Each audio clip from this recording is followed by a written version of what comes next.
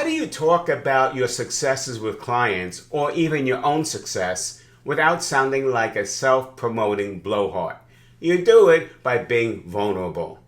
As a top sales keynoter, I'm always talking about my clients' successes, stories about how they did something well. But I make sure to position them as the heroes. And I also discuss the vulnerabilities they had to deal with. I discuss their fears. I discuss the obstacles that they ran into. I discuss everything that they had to deal with, from internally in themselves and externally with others. And at the end of the day, I discuss the results that they generated by going through this battle. The audience loves it. It's real. It relates to what they're going through, and they can see themselves in the story. And that's when you know you have your audience.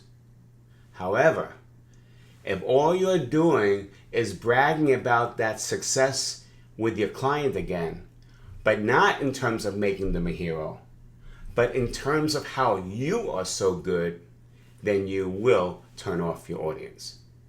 But what do you do if you are the story? If you came from rags to riches and people want to hear how you did it, do you simply just talk about how great you were and the great results that you achieved? And the answer is no.